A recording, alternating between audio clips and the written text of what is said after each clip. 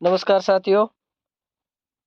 आज के अपने इस नई क्लास के अंदर हम भारतीय संविधान से संबंधित जो महत्वपूर्ण प्रश्न है पीछे के एग्जामों में आए हुए हैं उनका हम अध्ययन करेंगे।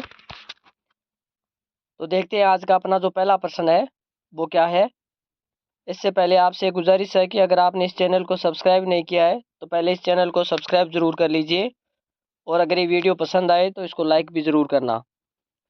तो आज का अपना पहला प्रश्न है, इसको देखते हैं। किस राजनीतिक दल की राष्ट्रीय कार्यकारिणी ने संविधान सभा को भंग कर उसका पुनर्निर्वाचन वयस्क मताधिकार के आधार पर करने को कहा? तो यहाँ पर पहला ऑप्शन अपना है हिंदू सभा, दूसरा ऑप्शन है यहाँ पर समाजवादी दल, तीसरा ऑप्शन है स्वराज दल, चौथा ऑप्शन है मुस्लिम लीग और पांचवा अनुत्तरित प्रश्न। तो हमारा यहाँ पर उत्तर हो जाएगा समाजवादी दल। प्रश्न नंबर 2 है, कथन है 1 और कथन है 2। तो पहला कथन है संविधान सभा की पहली बैठक 9 दिसंबर 1946 को नई दिल्ली में हुई। दूसरा अपना ऑप्शन है जवाहरलाल नेहरू को संविधान सभा में आमंत्रित नहीं किया गया था। निम्नलिखित में से कौन सा विकल्प सही है वो हमें बताना है। तो पहला ऑप्शन है कथन 1 और कथन 2 दोनों सही है। दूसरा ऑप्शन है अपना कथन 1 और कथन 2 दोनों गलत है। तीसरा ऑप्शन है अपना कथन 1 सही है, कथन 2 गलत है। और चौथा प्रश्न है जो ऑप्शन है अपना कथन 1 गलत लेकिन कथन 2 सही है। तो यहाँ पर अपना उत्तर हो जाएगा कि कथन 1 सही है और कथन 2 गलत है। ये अपना सही है वो उत्तर हो जाएगा। इसी प्रकार अपना प्रश्न नंबर 3 है यहाँ पर,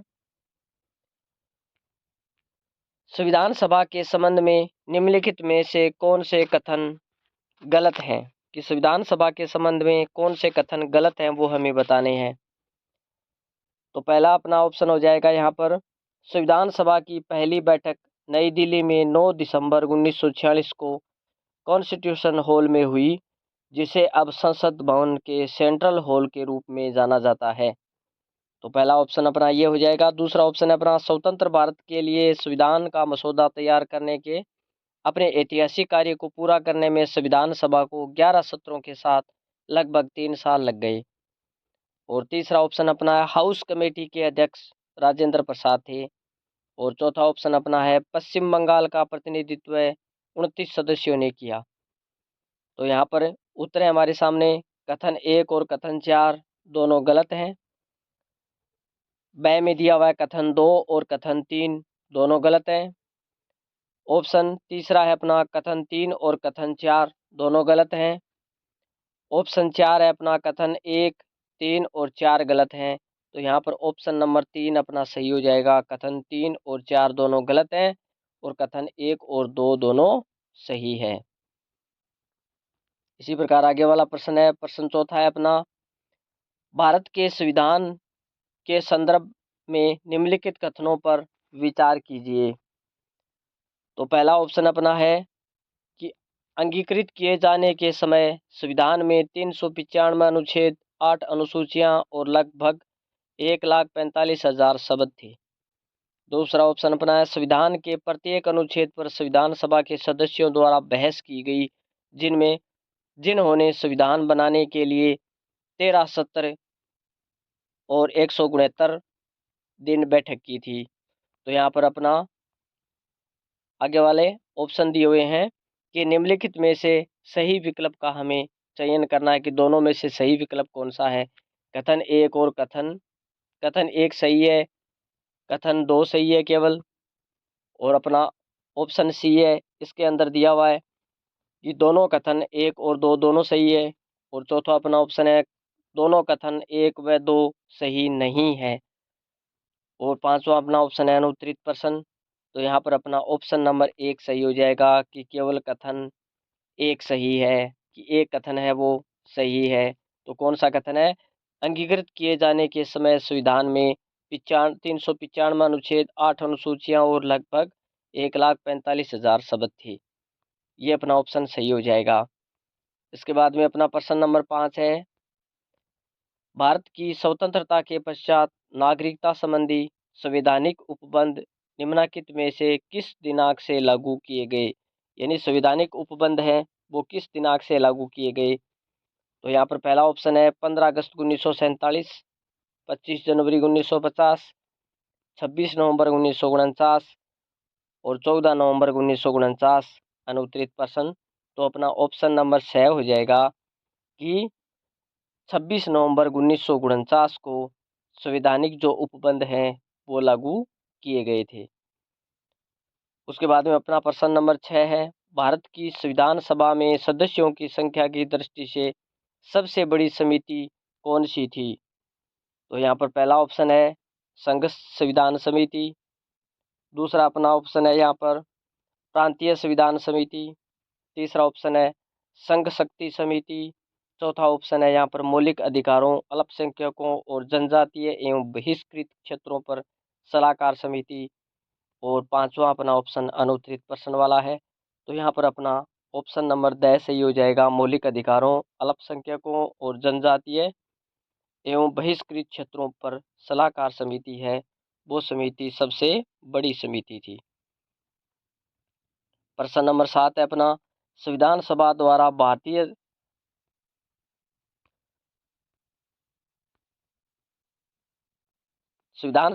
भारतीय राष्ट्रीय ध्वज किस तिथि को अपनाया गया? कि संविधान सभा द्वारा भारतीय राष्ट्रीय ध्वज को किस तिथि को अपनाया गया? 26 नवंबर 1950, 24 नवंबर 1950, 26 जनवरी 1950, 22 जुलाई 1949। तो यहाँ पर अपना ऑप्शन नंबर द है वो सही हो जाए, 22 जुलाई 1947 को। तो यहाँ पर ऑप्शन नंबर द है वो सही हो जाएगा 22 जुलाई 1947 को। इसी प्रकार अपना प्रश्न नंबर 8 है, संविधान सभा का अंतिम अधिवेशन 24 जनवरी 1950 को हुआ। पहला ऑप्शन। दूसरा है अंतिम अधिवेशन में डॉक्टर राजेंद्र प्रसाद भारत के उपराष्ट्रपति पद पर विधिवत निर्वाचित घोषित किए गए। तो यहाँ पर अपना ऑप्शन पहला है न तो एक और न ही दो सही है। ऑप्शन 2 है एक और दो दोनों सही है। ऑप्शन 3 है केवल दो सही है। ऑप्शन 4 है केवल एक सही है। तो यहाँ पर अपना ऑप्शन नंबर जो दूसरा है वो सही हो जाएगा, एक और दो दोनों यहाँ पर सही कथन है। इसी प्रकार हम देखते हैं अपना 9वां प्रश्न है, उसके अंदर क्या पूछा है उसको देखते हैं हम। डॉक्टर राजेंद्र प्रसाद के कार्यभार संभालने से पहले संविधान सभा के अस्थायी सभापति कौन थे? यानी संविधान सभा के अस्थायी सभापति कौन थे वो हमें बताना है। तो यहाँ पर पहला ऑप्शन जो अपना दिया हुआ है वो है सी राजगोपालाचारी, डॉक्टर बी.आर. अम्बेडकर, तीसरा है डी.डी. कृष्णमाचारी और चौथा है डॉक्टर सच्चिदानंद सिन्हा। तो यहाँ पर किसने कार्यभार संभाला था? तो डॉक्टर सच्चिदानंद सिन्हा ने कार्यभार संभाला था अस्थायी सभापति का। इसका भारतीय संविधान सभा के अस्थायी सभापति का कार्यभार डॉक्टर सच्चिदानंद सिन्हा ने संभाला था। प्रश्न नंबर 10 है, संविधान दिवस के बारे में निम्नलिखित कथनों पर विचार कीजिए। नागरिकों के बीच संवैधानिक मूल्यों को संवर्धित करने के लिए संविधान दिवस प्रतिवर्ष 26 नवंबर को मनाया जाता है। कथन नंबर 2 है यहाँ पर, 26 नवंबर 1949 को भारत की संविधान सभा ने भारत के संविधान का प्रारूप तैयार करने के लिए डॉक्टर बी.आर. अम्बेडकर यानी भीमराव अम्बेडकर की अध्यक्षता में एक प्रारूप समिति बनाई। तो उपयुक्त कथनों के बारे में निम्नलिखित में से कौन एक सही है वो हमें बताना है कि दोनों में से कौन सा कथन है वो सही है। तो यहाँ पर हमारे सामने दिया हुआ है कथन 1 और कथन 2 दोनों सही है तथा कथन 2 कथन 1 की सही व्याख्या करता है। दूसरा अपना ऑप्शन यहाँ पर दिया हुआ है कथन 1 और कथन 2 दोनों सही है तथा कथन 2 कथन 1 की सही व्याख्या नहीं करता है। तीसरा अपना ऑप्शन है कथन 1 सही है किंतु कथन 2 है वो गलत है। और तीसरा ऑप्शन है कथन 1 गलत है किंतु कथन 2 सही है। ऑप्शन नंबर जो अपना सही है कथन 1 सही है किंतु कथन 2 है वो गलत दिया हुआ है यहाँ पर। 11वां प्रश्न है अपना, निम्नलिखित में से कौन सा एक कथन किसी देश के संविधान के मुख्य प्रायोजन को सर्वोत्तम रूप से प्रतिबंधित करता है? ये हमें बताना है। तो पहला ऑप्शन अपना ऑप्शन दिया हुआ है, यह आवश्यक विधियों के निर्माण के उद्देश्य का निर्धारण करता है। दूसरा अपना ऑप्शन है, यह राजनीतिक पदों और सरकार के सृजन को सुकर बनाता है। तीसरा अपना ऑप्शन है, यह सरकार की शक्तियों को परिभाषित और सीमाबद्ध करता है। और चौथा अपना ऑप्शन है, यह सामाजिक न्याय, सामाजिक समता और सामाजिक सुरक्षा को प्रतिभूत करता है। तो यहाँ पर ऑप्शन नंबर अपना सही है, वो सही हो जाएगा। यह सरकार की शक्तियों को परिभाषित और सीमाबद्ध करता है। यह ऑप्शन अपना सही हो जाएगा। प्रश्न नंबर अपना 12 दिया हुआ है यहाँ पर कि निम्नलिखित में से किसने कहा था एक संविधान एक मशीन की तरह है बेजान चीज है। इसमें वे लोग जीवन फूंकते हैं जो इसका नियंत्रण करते हैं। भारत में बस कुछ ईमानदार लोगों की आवश्यकता है जिनके लिए राष्ट्रहित सर्वोपरि है। तो ये कथन किसने कहा है? डॉक्टर राजेंद्र प्रसाद ने, डॉक्टर जवाहरलाल नेहरू ने, डॉक्टर बी आर अम्बेडकर ने और महात्मा गांधी ने। तो ये कथन कहा है डॉक्टर राजेंद्र प्रसाद ने, ये कथन है वो कहा है। आगे देखते हैं अपना प्रश्न नंबर 13 दिया हुआ है, भारतीय संविधान सभा के संबंध में निम्नलिखित में से कौन सा कथन सही है? तो यहाँ पर पहला ऑप्शन अपना हो जाएगा, यह वयस्क मताधिकार पर आधारित नहीं थी। पहला ऑप्शन है। दूसरा ऑप्शन है, यह प्रत्यक्ष निर्वाचन का परिणाम थी। तीसरा अपना ऑप्शन है, यह बहुदलीय संरचना नहीं थी। चौथा ऑप्शन है, यह कई समितियों के माध्यम से कार्यरत थी। तो हमारे सामने जो ऑप्शन दिए हुए हैं, तो पहला ऑप्शन है वो अपना सही हो जाएगा कि कथन 1 और कथन 4 है वो सही है। यह वयस्क मताधिकार पर आधारित नहीं थी। दूसरा, यह कई समितियों के माध्यम से कार्यरत थी। उसके बाद में अपना प्रश्न नंबर 14 दिया हुआ है, भारत की संविधान सभा की किस बैठक में स्थायी सभापति व निर्वाचन स्थायी सभापति का निर्वाचन किया गया था? तो पहली बैठक में, दूसरी बैठक में, तीसरी बैठक में और चौथी बैठक में। तो हमें बताना है कि स्थायी अध्यक्ष का जो निर्वाचन किया गया था वो तीसरी बैठक में कर लिया गया था।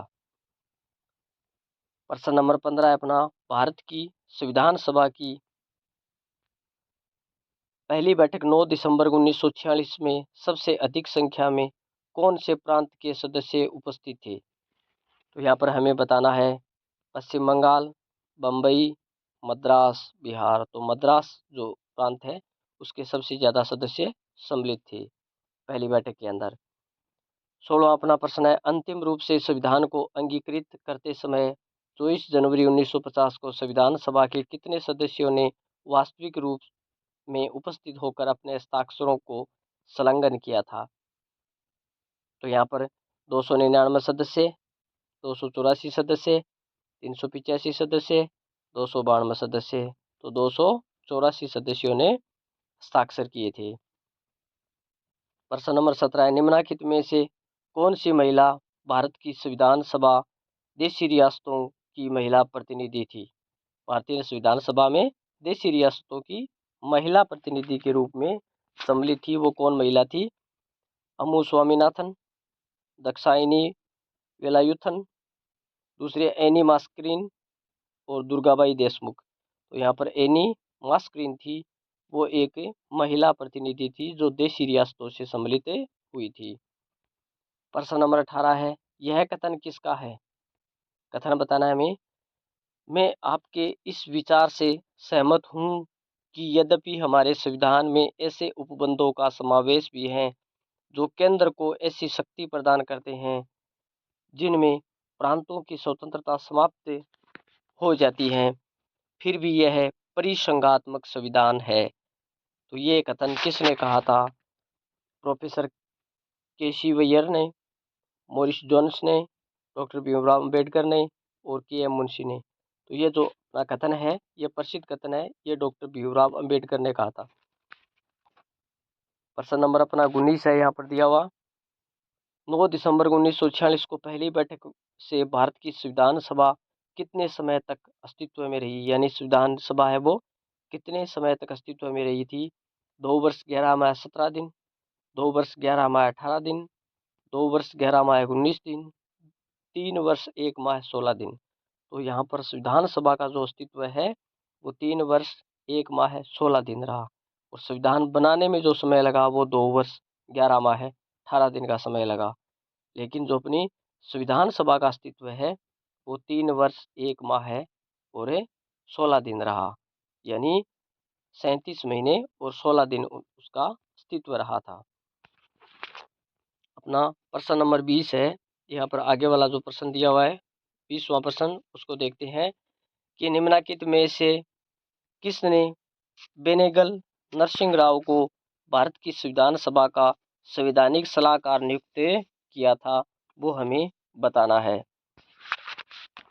तो यहाँ पर भारत की संविधान सभा ने किसने नियुक्त किया, वो यहाँ पर ऑप्शन दिए हुए हैं। भारत की संविधान सभा ने, भारत की संविधान सभा के अध्यक्ष ने, भारत के गवर्नर जनरल ने, अध्यक्ष प्रारूप समिति ने, किसने यहाँ पर सलाहकार नियुक्त किया था। तो यहाँ पर अपना ऑप्शन नंबर 6 है वो सही हो जाएगा, भारत के गवर्नर जनरल ने। आगे वाला अपना प्रश्न है, यहाँ पर निम्नलिखित में से किसने भारत की संविधान सभा को भारत के सूक्ष्म चित्र की संज्ञा दी है। तो किसने दी है यहाँ पर, डॉक्टर भीमराव अम्बेडकर ने, ग्रेवनील ऑस्टिन ने, राजेंद्र प्रसाद ने और रजनी कोठारी ने, किसने यह संज्ञा दी है। तो ग्रेवनील ऑस्टिन ने यह संज्ञा दी है कि भारत के सूक्ष्म चित्र की संज्ञा दी है ग्रेनविल ऑस्टिन ने। आगे अपना ऑप्शन नंबर 22वां है, प्रश्न नंबर 22 है, भारत की संविधान सभा का निर्माण कैसे किया गया था, कि संविधान सभा का निर्माण कैसे किया गया था। 1935 में स्थापित प्रांतीय विधानसभाओं के सदस्यों द्वारा अप्रत्यक्ष चुनाव विधि से। दूसरा ऑप्शन है वायसराय के मनोनयन द्वारा। तीसरा अपना ऑप्शन है 1935 में स्थापित प्रांतीय विधानसभाओं के सदस्यों द्वारा प्रत्यक्ष चुनाव विधि से। और लास्ट ऑप्शन अपना है प्रांतों में प्रत्यक्ष निर्वाचन प्रक्रिया के द्वारा सम्मिलित किया गया था। तो यहाँ पर ऑप्शन नंबर अपना पहला सही हो जाएगा, 1935 में स्थापित प्रांतीय विधानसभाओं के सदस्यों द्वारा अप्रत्यक्ष चुनाव विधि से भारतीय संविधान सभा का निर्माण किया गया था। आगे अपना प्रश्न नंबर 23वां है, यह है किसका कथन है, संविधान सभा अनिवार्यतः एक दलीय देश में एक दलीय निकाय थी, वह सभा कांग्रेस थी तथा कांग्रेस ही भारत था। ये कथन किसने कहा था, मॉरिस जोन्स ने, पॉल आर ब्रोस ने, ग्रेनविले ऑस्टिन ने, रिचर्ड शीशन ने। तो ग्रेनविले ऑस्टिन ने ये कथन कहा था, क्योंकि उस समय जो सबसे बड़ा दल था वो भारतीय राष्ट्रीय कांग्रेस ही थी। प्रश्न नंबर 24 है अपना, संविधान सभा के प्रारूप को बनाया उसके सदस्यों का ब्रिटिश संसद द्वारा मनोनयन किया गया था। पहला ऑप्शन अपना ये है। दूसरा ऑप्शन अपना है गवर्नर जनरल द्वारा मनोनयन किया गया था। तीसरा अपना ऑप्शन है विभिन्न प्रांतों के विधानमंडलों द्वारा निर्वाचित हुए थे। और चौथा अपना ऑप्शन है भारतीय राष्ट्रीय कांग्रेस और मुस्लिम लीग द्वारा निर्वाचित हुए थे। तो ऑप्शन नंबर 6 है यहाँ पर सही हो जाएगा, विभिन्न प्रांतों के विधानमंडलों द्वारा निर्वाचित हुए थे। प्रश्न नंबर अपना 25 दिया हुआ है, यहाँ पर क्या दिया हुआ है, सूची ए व सूची बी के साथ सुमेलित करना है हमें, तथा सूचियों के नीचे दिए गए कूटों का प्रयोग करते हुए सही उत्तर चुनना है। तो पहला अपना संविधान सभा के पद और पद धारक व्यक्ति का नाम हमें बताना है कि पद को धारण करने वाला व्यक्ति कौन था। तो संविधान सभा के स्पीकर पद पर कौन निर्वाचित हुए थे वो हमें बताना है। संविधान सभा के उपाध्यक्ष कौन हुए थे वो हमें बताना है। और यहाँ पर संविधान सभा के सचिव कौन थे और संविधान सभा के सलाहकार कौन थे। तो यहाँ पर बता देता हूँ मैं, अपना जो ऑप्शन नंबर 1 है वो सही हो जाएगा। तो यहाँ पर देखते हैं, तो 1 नंबर के अंदर तीसरा, तो यहाँ पर 1 नंबर पर क्या दिया हुआ है, संविधान सभा के स्पीकर कौन थे। तो संविधान सभा के स्पीकर थे गणेश वासुदेव मावलंकर। दूसरा अपना ऑप्शन यहाँ पर हो जाएगा, दूसरे में संविधान सभा के उपाध्यक्ष कौन थे। तो वीटी कृष्णामाचारी भारतीय संविधान सभा के उपाध्यक्ष थे। तीसरा ऑप्शन ऑप्शन अपना हो जाएगा संविधान सभा के सचिव कौन थे? तो यहाँ पर संविधान सभा के सचिव थे HV अयंकर। और संविधान सभा के सलाहकार कौन थे? तो संविधान सभा के सलाहकार थे वो 1 नंबर पर अपना ऑप्शन यहाँ पर दिया हुआ है वेनेगल वेनेगल नरसिंह राव। ये ऑप्शन अपना ऑप्शन नंबर 1 है वो सही हो जाएगा यहाँ पर। किसके वर्णन में मौलाना आज़ाद, जवाहरलाल नेहरू, वल्लभ भाई पटेल तथा राजेंद्र प्रसाद अल्पतंत्र के रूप में थे? किसका ये कथन दिया हुआ है वो हमें बताना है यहाँ पर। तो Granville Austin, Morris Jones, VP Menon, Richard Sisson. तो यहाँ पर ग्रेनविल ऑस्टिन है उससे संबंधित ये कथन है, उनके द्वारा कहा गया है। ग्रेनविल ऑस्टिन ने भारतीय संविधान से संबंधित महत्वपूर्ण कथनों का प्रकाशन यहाँ पर किया था उन्होंने। प्रश्न नंबर 27 है अपना, निम्नलिखित में से कौन संविधान सभा के उद्घाटन सत्र के अध्यक्ष थे? तो यहाँ पर संविधान सभा के उद्घाटन सत्र के अध्यक्ष कौन थे वो हमें बताना है। तो हम सबको बता रहे हैं उद्घाटन सत्र के अध्यक्ष थे डॉक्टर सच्चिदानंद सिन्हा। ऑप्शन नंबर अपना प्रश्न नंबर 28 है, उसमें क्या दिया हुआ है? पहला, भारत की संविधान सभा निम्नलिखित को शामिल कर बनी थी, यानी किसको शामिल करके भारतीय संविधान सभा बनी थी? तो यहाँ पर पहला ऑप्शन है यहाँ पर ब्रिटिश प्रांतों में 292 चीफ कमिश्नर के क्षेत्रों से 4 और देशी रियासतों से 93 सदस्य। दूसरा अपना ऑप्शन है ब्रिटिश प्रांतों में 294 चीफ कमिश्नर के क्षेत्रों से 4 और देशी रियासतों से 91 सदस्य थे। तीसरा अपना ऑप्शन है ब्रिटिश प्रांतों से 291 चीफ कमिश्नर के क्षेत्रों से 3 और देशी रियासतों से 95 सदस्य। चौथा अपना ऑप्शन है ब्रिटिश प्रांतों से 292 चीफ कमिश्नर के क्षेत्रों से 5 और देशी रियासतों से 92 सदस्य इसमें सम्मिलित हुए थे। तो हमारा यहाँ पर ऑप्शन नंबर 1 सही हो जाएगा, ब्रिटिश प्रांतों से 292 चीफ कमिश्नर के क्षेत्रों से 4 और देशी रियासतों से 93 सदस्य सम्मिलित हुए थे। आगे वाला अपना प्रश्न नंबर 29 यहाँ पर दिया हुआ है, भारतीय संविधान सभा अखिल भारतीय दल वर्ग संघ के सदस्यों के रूप में शामिल हुए थे। तो यहाँ पर कौन सम्मिलित हुए थे? तो यहाँ पर अपना ऑप्शन है जगजीवन राम सम्मिलित हुए थे। 30वां अपना प्रश्न है, भारतीय संविधान सभा की प्रारूप समिति के अध्यक्ष कौन थे? तो ये बात हम सबको पता है, डॉक्टर भीमराव अंबेडकर भारतीय संविधान सभा की प्रारूप समिति के अध्यक्ष थे। उसी प्रकार अपना प्रश्न नंबर 31 यहाँ पर दिया हुआ है, संविधान सभा की महत्वपूर्ण समितियों के बारे में हमें बताना है कि संविधान सभा की जो महत्वपूर्ण समितियां हैं उनके बारे में हमें बताना है। तो यहाँ पर हमारे सामने दिया हुआ है, सरदार पटेल संघ संविधान समिति के अध्यक्ष थे। तो बताना है ये कथन गलत कौन सा है वो हमें बताना है। डॉक्टर KM मुंशी स्टीयरिंग समिति के अध्यक्ष थे। जवाहरलाल नेहरू संघ की शक्तियों की समिति के अध्यक्ष थे। और यहाँ पर अपना ऑप्शन नंबर द है, संघ की शक्तियों की समिति में 9 सदस्य सम्मिलित थे। तो यहाँ पर अपना ऑप्शन नंबर 1 सही हो जाएगा, सरदार पटेल संघ समिति के अध्यक्ष थे। तो ये ऑप्शन अपना यहाँ पर उत्तर के रूप में सही है, वैसे गलत है ये ऑप्शन। आगे है 32वां जो अपना प्रश्न दिया हुआ है, निम्नलिखित में से टीकाकार ने कहा कि अपना संविधान बनाते समय भारतीयों ने नियत के साथ साक्षात्कार में कोई चूक नहीं की। तो यह कथन किसके द्वारा कहा गया था? तो ग्रेनविल ऑस्टिन के द्वारा कहा गया था। बहुत इंपॉर्टेंट है ये। आगे देखो प्रश्न नंबर 33 है, निम्नलिखित में से कौन सा युग्म राज्य का नाम सदस्यों की संख्या जिन्होंने 9 दिसंबर 1946 को संविधान सभा के रजिस्टर में हस्ताक्षर किए सही सुमेलित करना है हमें कि ये सही सुमेलित नहीं है, नहीं है, वो बताना है हमें इसमें कौन सा जो ऑप्शन है वो सही यहाँ पर नहीं है। तो पंजाब के 11, संयुक्त प्रांत के 42, बम्बई के 19 और यहाँ पर हमारे सामने दिए हुए हैं बंगाल के 25 सदस्य हैं, वो यहाँ पर दिए हुए हैं। तो यहाँ पर गलत ऑप्शन है वो हमें बताना है। तो पंजाब के 11 सदस्य नहीं थे, ये ऑप्शन अपना गलत हो जाएगा। प्रश्न नंबर यहाँ पर 34 है हमारे सामने, निम्नलिखित में से कौन सा संविधान सभा की प्रारूप समिति का सदस्य नहीं था, वो हमें बताना है। कौन यहाँ पर प्रारूप समिति का सदस्य नहीं था? तो यहाँ पर के संथानम प्रारूप समिति के सदस्य नहीं थे। यहाँ पर डॉक्टर KM मुंशी, अलादी कृष्णामी अय्यर, और एन गोपालास्वामी प्रारूप समिति के सदस्य थे। प्रश्न नंबर 35 है यहाँ पर, भारत की संविधान निर्मात्री सभा के उपाध्यक्ष किसको चुना गया था, यानी उपाध्यक्ष कौन थे? तो एच.सी. मुखर्जी थे, वो भारतीय संविधान सभा के उपाध्यक्ष से चुने गए थे। प्रश्न नंबर अपना 36 यहाँ पर दिया हुआ है, 1946 की अंतरिम सरकार में वित्त विभाग का कार्यभार किसके पास था? वो हमें बताना है कि अंतरिम सरकार में वित्त विभाग का कार्य किसके पास था। तो यहाँ पर अपना ऑप्शन है लियाकत अली खान के पास वित्त विभाग का कार्यभार था।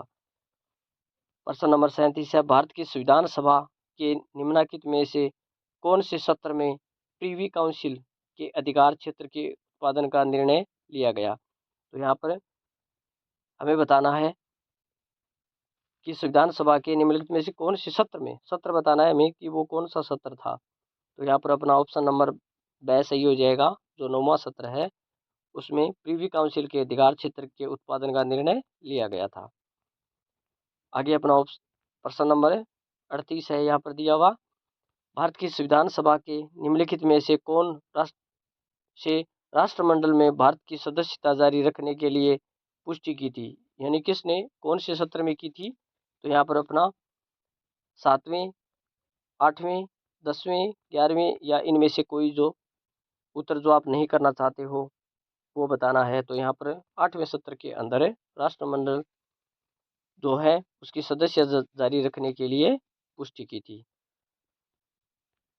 प्रश्न नंबर 39 है अपना, संविधान सभा की निम्नलिखित समिति या समितियां जिसकी अध्यक्षता राजेंद्र प्रसाद द्वारा नहीं की गई थी वो हमें बतानी है यहाँ पर। तो यहाँ पर पहली जो समिति है वो हम देखते हैं यहाँ पर क्या दी हुई है, राष्ट्रीय ध्वज पर तदर्थ समिति, वित्तीय कर्मचारी समिति, कार्य आदेश समिति और जो क्रेडेंशियल समिति। तो यहाँ पर ऑप्शन नंबर 1 सही हो जाएगा अपना। तो एक तो है कार्यादेश समिति और एक है क्रेडेंशियल समिति। ये दो समितियां हैं, उनकी अध्यक्षता डॉक्टर राजेंद्र प्रसाद द्वारा नहीं की गई थी। भारत की संविधान सभा द्वारा निम्नलिखित में से कौन से प्रारूप समिति के गठन की पुष्टि की गई थी? तो यहाँ पर हमें सत्र बताना है कि उस कौन से सत्र के अंदर प्रारूप समिति के गठन की अनुमति या पुष्टि की गई थी। तो यहाँ पर 5वें सत्र के अंदर इसकी पुष्टि की गई थी। प्रश्न 41वां है अपना, भारत के संविधान के निम्नलिखित में से कौन से अनुच्छेद नवंबर 1949 को परिवर्तित हुए थे, यानी कौन से अनुच्छेद है वो नवंबर 1949 को परिवर्तित हुए थे। तो यहाँ पर जो दिए हुए हैं वो सारे ऑप्शन है यहाँ पर, अनुच्छेद 6, अनुच्छेद 7, अनुच्छेद 367 और अनुच्छेद 324, ये सब नवंबर 1949 को ही प्रवृत्त हो गए थे। ये अपनी आज की क्लास है। हमने पीछे के एग्जामों में आए हुए जो प्रश्न है उनको रिवाइज किया है। आजकल जो आरपीएससी का ट्रेंड चल रहा है उसके अंदर ऐसे प्रश्नों को बहुत ज़्यादा पूछा जा रहा है जो भारतीय संविधान से संबंधित है और कूट से संबंधित दिए हुए हैं। जो अपना अंतिम प्रश्न आया ना, जैसे 41वां प्रश्न, ऐसे प्रश्न आजकल बहुत ज़्यादा पूछे जा रहे हैं। उम्मीद है आपको ये क्लास पसंद आई होगी। पसंद आई है तो इस चैनल को लाइक और सब्सक्राइब जरूर करना। धन्यवाद।